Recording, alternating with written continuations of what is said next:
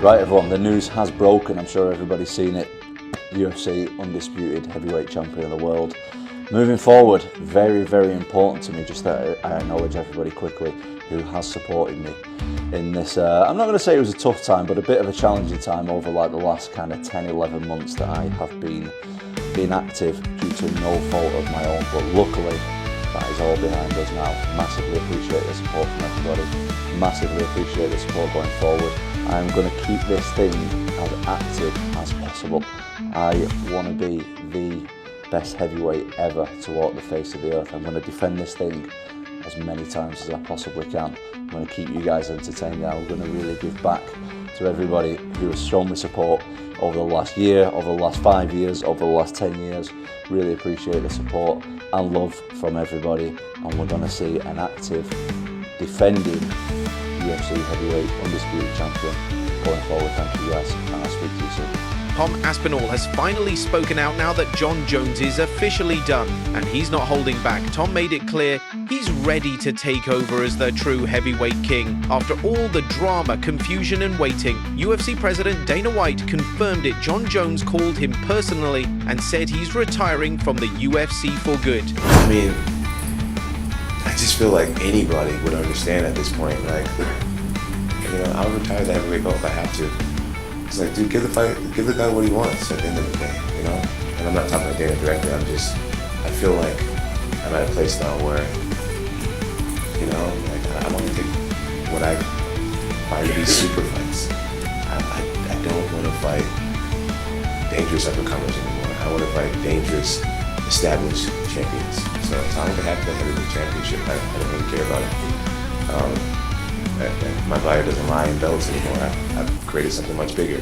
You said the timeline for Jones, 2 weeks to decide what to do with the title, but whether it takes the fight or you're going to strip him, what do you think is more important? To keep the belt there so he can uphold his legacy, or we move the heavyweight division, take the title away from him? Jon Jones called us last night and retired. Jon Jones is officially retired. Tom Aspinall is the heavyweight champion of the UFC. Yeah, conditions.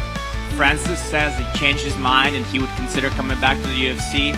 Would you be open to having Francis back? He would consider coming back to UFC if what? One thing I've learned over the years about Francis doesn't always mean what he says publicly. What he says behind the scenes are different than what he says publicly.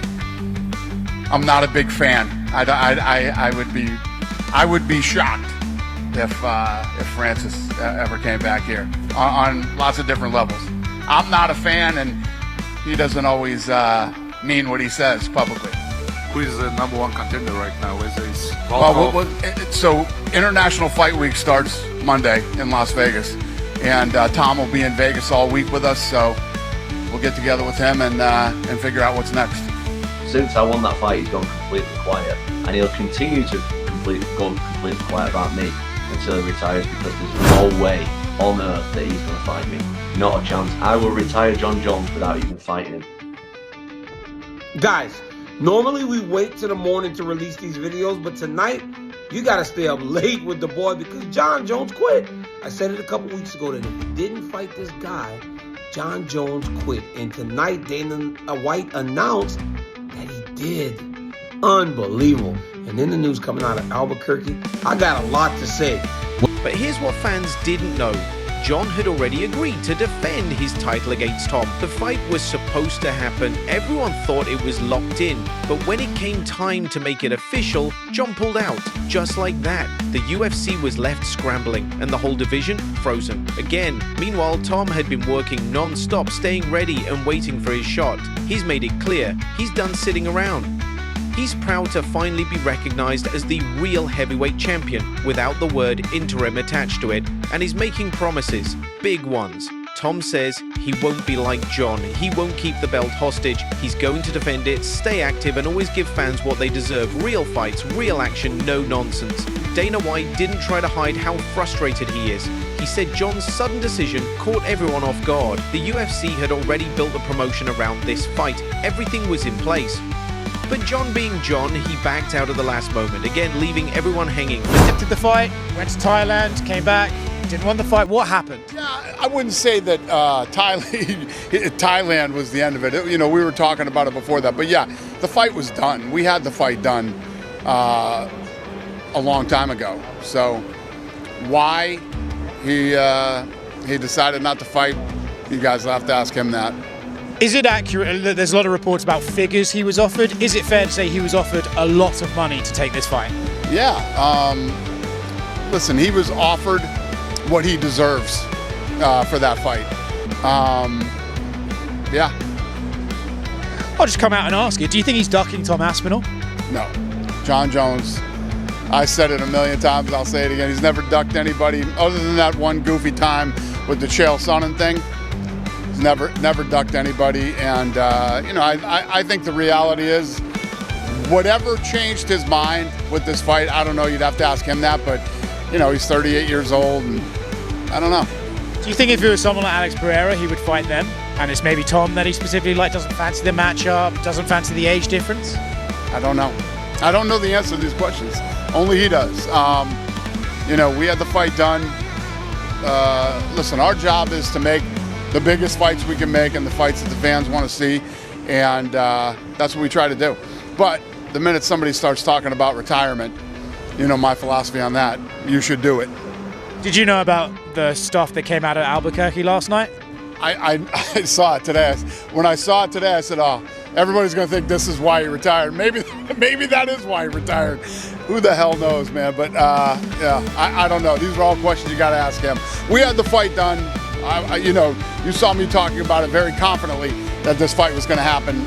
And then he changed his mind. What's up, everybody? Breaking news, so you came to the right place. ESPN MMA YouTube channel, myself. We got DC on the line to talk to his best friend, his former rival, Jon Jones, officially retiring from the sport of mixed martial arts.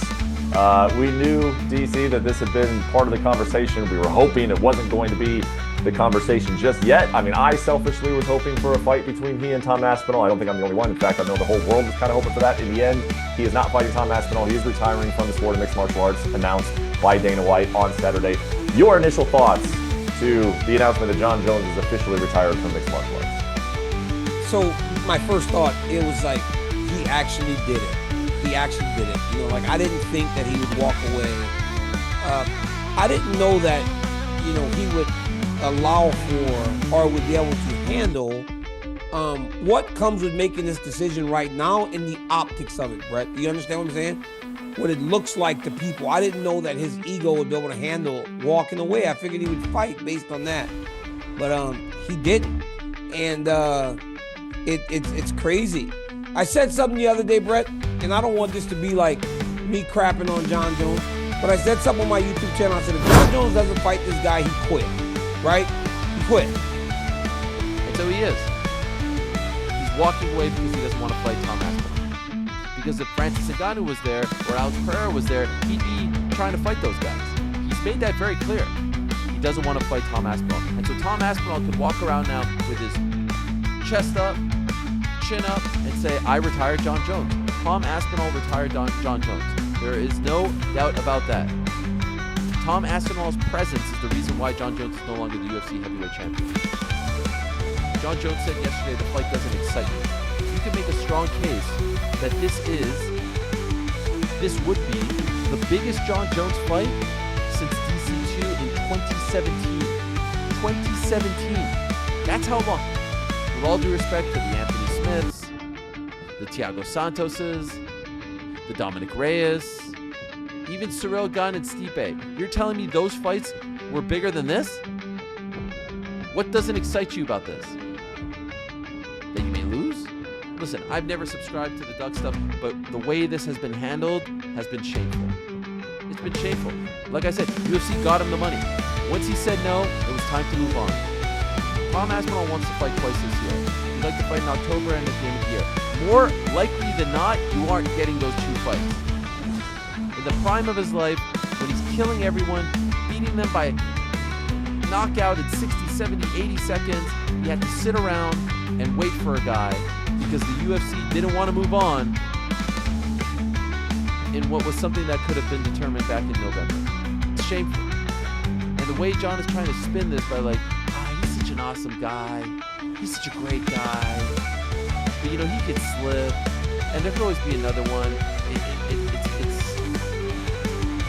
It's Shameful is the word that keeps coming to mind. It's conniving. It's unfortunate because Jon does have one of the greatest resumes of all time. He really does. If you think he's the greatest of all time, God bless. You have a very strong case.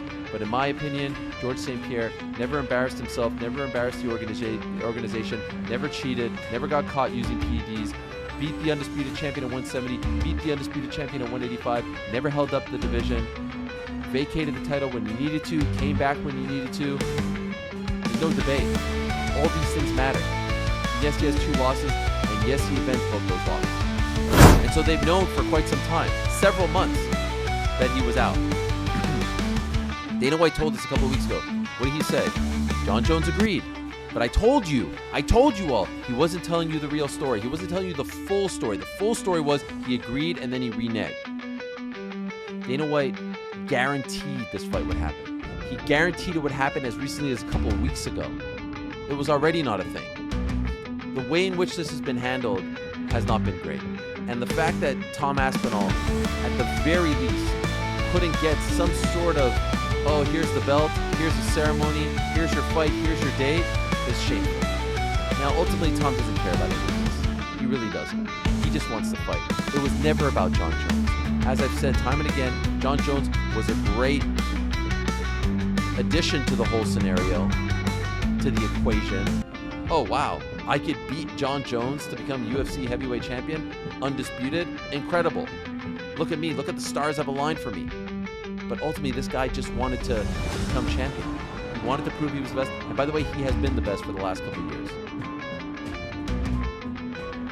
Yesterday, I spoke to GSP, and I told GSP, and that interview is going to air on Monday. He spoke to my Fanatics Best. He did it the best. Again, compare what he did to what Jon Jones did. And this is one of many reasons why I consider GSP the greatest of all time.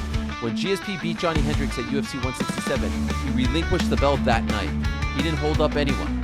He didn't stop anyone from living out their dreams. And in case you're wondering, that's a part of the fight game too.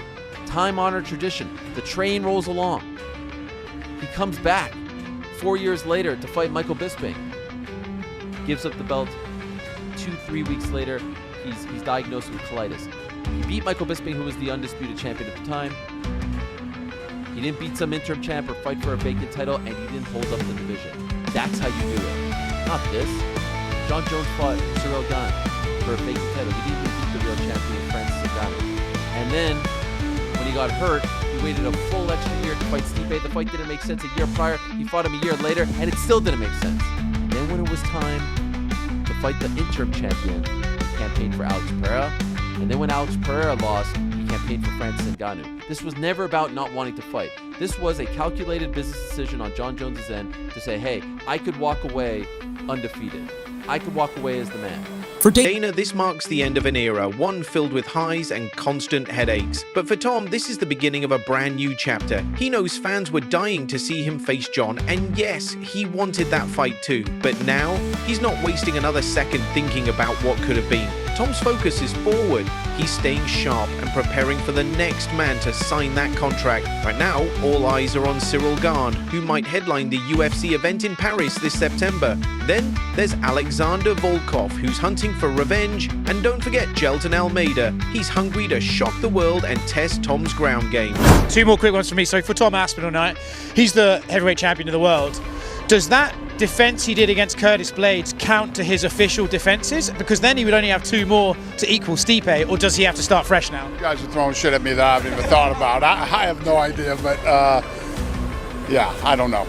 It seems like the most obvious choice would be Cyril Gane for Tom, but is there a chance here maybe that, like, to start the new without Jon Jones era, we should maybe do a big super fight and maybe you can convince Alex Pereira to move up and do an Aspinall fight, something like that? Or what are you thinking about the Tom fight?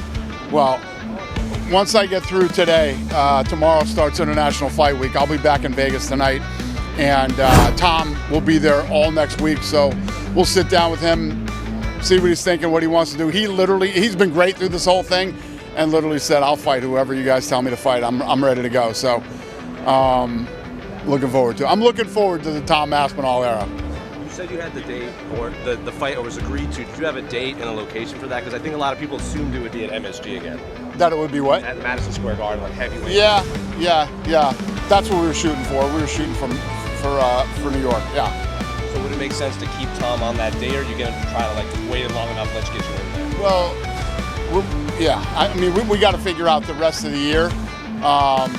Aspinall's going to land somewhere, yeah. The interim light heavyweight champion, the man that's held the interim strap longer than anyone else, almost as long as Jon Jones has been the heavyweight champ, he's moved on mentally. He is now training for Alexander Volkov or Jailton Almeida, right? I don't know what to make of this. You don't know what to make of this. Jon Jones living his best life, not being upfront about what his intentions are. Will he fight? Won't he fight? Listen, defend or vacate. Simple as that. And everyone's had enough of it. Got to defend the belt or vacate. Simple as that. You can't just hang on to it for an elongated period of time and then just decide to fight whenever you want.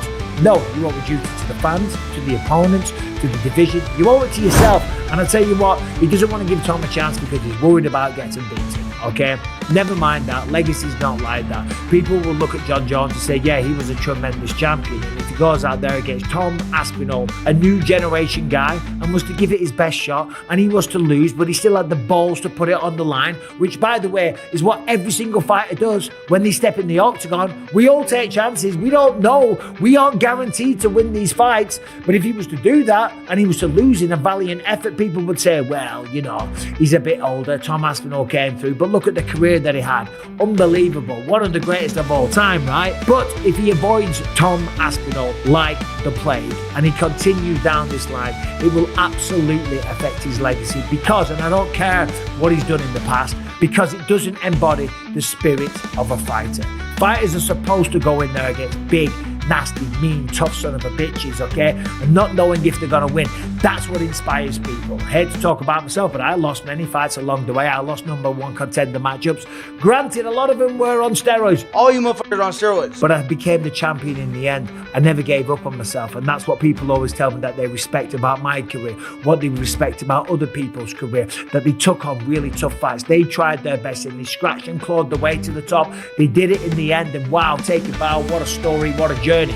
For Jon Jones to walk away and go, oh, I don't fancy that. He's a bit nasty. He's got big hands. The man can wrestle. He's quick. He's fast. He's agile. Holy shit, I've never fought anyone like that. I'm living my best life, guys. I've made my money. I'm going to walk away. People will look at that and say, no, I'm sorry. That's not a real fighter. So he's got to accept the fight. And as I said, Tom Aspinall's moved on to Alexander Volkov, a man that he beat before, relatively easy, took him down nice and quick, straight armbar on the ground, absolute one-way traffic. And there's also Jailton Almeida. Now, Jailton Almeida, yes, he lost to Curtis Blades trying to take him down. He got elbowed in the head a few times, but he's learned from that. He's come back. He's got 2 quick wins, 2 stoppages.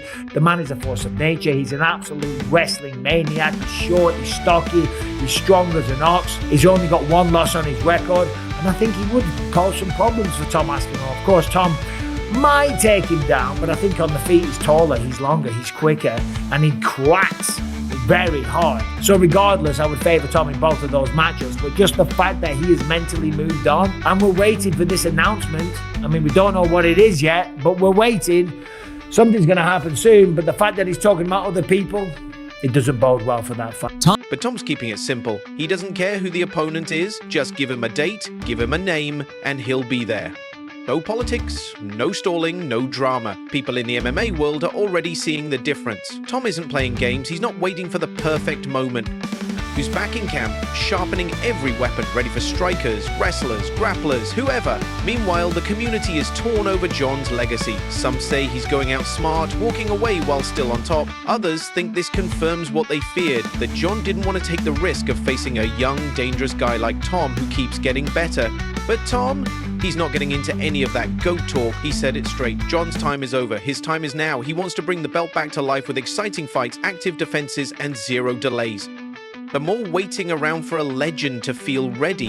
Interim champion. They only make an interim champion when the champion cannot defend the belt. So for Jon Jones, he couldn't defend the belt because he tore his pec muscle. So the interim champion means he should be fighting the champion right off the bat. That's not the case with Jon Jones, right? Because Jon Jones is going to fight Stipe Miocic. So the interim champion is supposed to sit there and wait. But by law, in like the regulations, once Jon Jones steps in the cage, he is stripped of his interim champion because the champion has returned. There is no longer for an interim champion. What is the point of having an interim champion when the champion is ready to fight? This is the only sport in the world you can have somebody hold your career back.